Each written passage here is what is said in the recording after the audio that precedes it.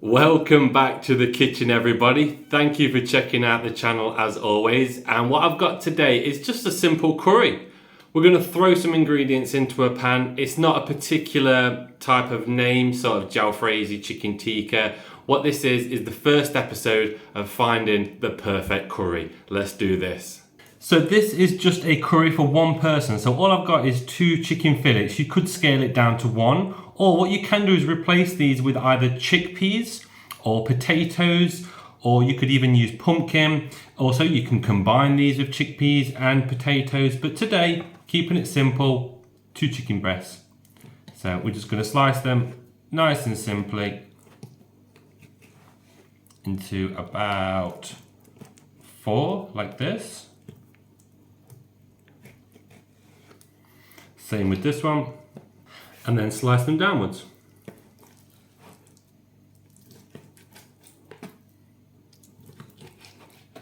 You can go a little bit chunkier, but I'm going to have these a little bit smaller this time. Remember, we're trying to find the perfect curry. Is smaller better? Let's find out. Next up, we want a teaspoon of smoked paprika, teaspoon of turmeric, and lastly, a teaspoon of chili flakes. I'm sure you've seen all the videos. These are optional. You can have more, you can have less. Today, we're going to go with a teaspoon. Let's see how spicy it is. And of course, the last thing is to give that a nice mix. And notice I've not actually put any salt or pepper in. We're not going to put any in this recipe at all. So it's your choice. You can put some in the chicken or you can put some in the pan at a later point, but we're not having any salt or pepper, okay? And we're just going to leave that in the fridge for around 30 minutes. You could leave it for an hour. It doesn't really need to be overnight. Again, it's not a huge amount of seasoning. While that's marinating, we can go and just get our other ingredients prepped. So for this, we're going to use a full onion. Cut it straight down the middle, cut the end off, peel, and we want these as fine as we can. So we're going to go down like this, and again we'll go down the middle. Very careful when doing this.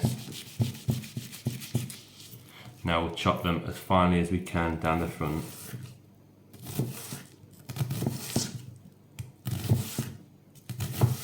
There's our first one cut. I'm happy with the size of the chunks. So we'll just put that to the side. And with this one, we just want to slice it once because we're not going to cook this one. I do like a little bit of bite, so I'm just going to flavour these on top. As for the ginger, we've got about, say, a 3-inch piece, and we're just going to grate this. It's personal preference to leave the skin on. I personally think it adds just that little bit more depth to it. But feel free to take it off. Easiest is with a spoon. Actually, I'm going to leave it at that. I've used about a 2-inch piece because we want around a tablespoon of ginger, so we'll leave it at that.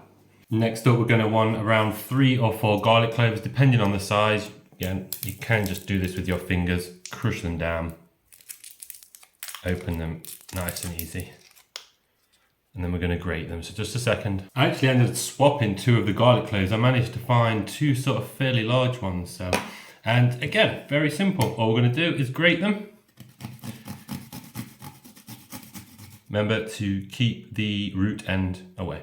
You can put it in, all personal preference. So I have kept the roots off, and as you can see, we've got about a tablespoon's worth full to match the ginger. And because I'm being a little bit brave, I'm going to test my spice tolerance. What I've got here is just 3 finger chilies, sort of bird's eye chilies. So we'll take the ends off. Put them to the side. And just give them a nice rough chop. And yes, we are going to leave the seeds in, baby. Let's do this. We're just going to brown off the chicken just for around 2 or 3 minutes. Just want a little bit of oil. Get in our chicken, put it on the side in case it splashes. Let's just give that a little mix. And if we flip this, you'll probably see it's almost white on the other side. Yep, there you go. So just 1 to 2 more minutes. That should do. Let's just get this in a bowl. So what I've gone ahead and done is I've put some plain basmati rice on the heat. It's 1 cup rice to 2 cups water. Now we are going to be a little bit boring here. We're going to just add a teaspoon of allspice, 2 bay leaves, and a teaspoon of cumin. Just give that a little stir and let's bring it to the boil. And once that starts boiling, just pop the lid on, turn the heat down to a simmer. And we'll leave that for 18 minutes. So now let's get back to the main curry. So to this pan, let's add another 2 to 3 tablespoons of oil. Let's add in our onions and pepper.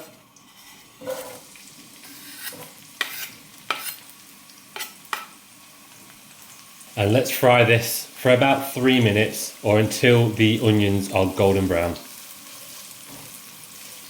Our onions are looking nice and brown, so now to put in the ginger and the garlic and just fry these for around 1 minute. Let's turn that heat down.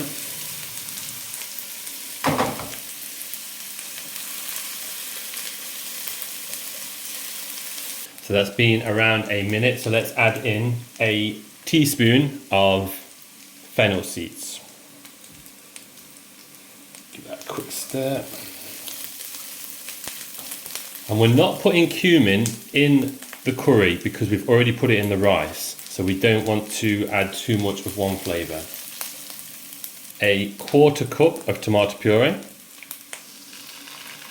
and lastly a teaspoon of garam masala.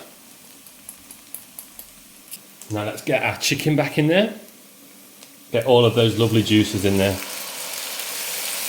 Now the reason we're doing this now is so all of this base layer sticks to the chicken. We are going to put some liquids in a moment, but we don't want to take away all of that good stuff we've put in there. I mean, look at that just sticking to it. Oh baby. And we'll just give this another 2 or 3 minutes. I'm happy with that, everything's coated. Then we're going to add just under a cup of tomatoes, chopped tomatoes, sorry. 1/2 cup of coconut cream. What I'm actually going to do is just give those tomatoes a little bit of a smush. Now let's give this a stir. Okay, the rice has got 5 more minutes. We're going to let this simmer for 5 minutes. And then also what we want to do is once the rice is cooked, take the lid off, give it a stir, leave it for 10 more minutes. So I'll be back in around 5 to 10 minutes. Let's check this rice.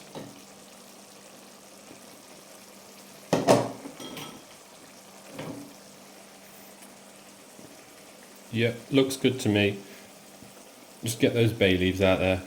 Just give that a fluff up and turn the heat off.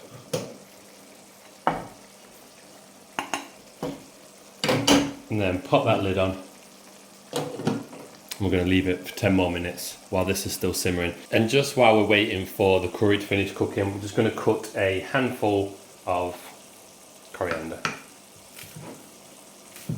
Doesn't have to be super fine. It's been 15 minutes.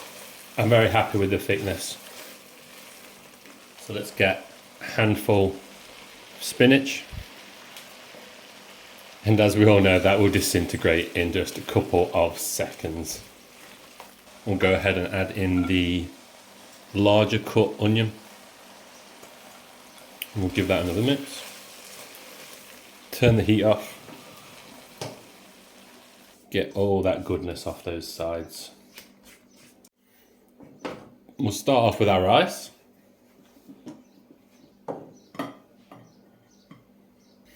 And there is plenty of rice left for tomorrow. In with our curry.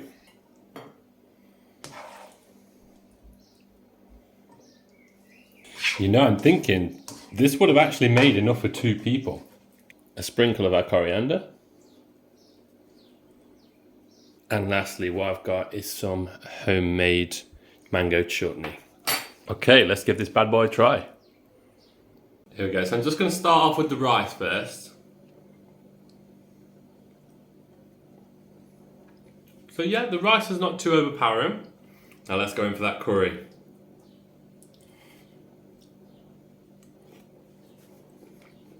It's beautiful.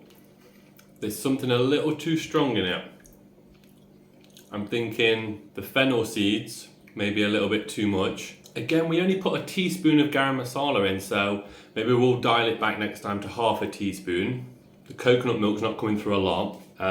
Maybe less peppers, but again, the spice is not there, but maybe the peppers are adding sort of that dense, bitter flavour to it. So, and let's just have a little dip of, these are some rotis I made on the channel. I'll put the link down below. Thank you for watching. As always, don't forget to press that subscribe button and give it a like if you did like it. This is episode 1 of the perfect curry. Unfortunately, this is not the perfect curry, so we'll try again. Take care, everyone. Bye bye.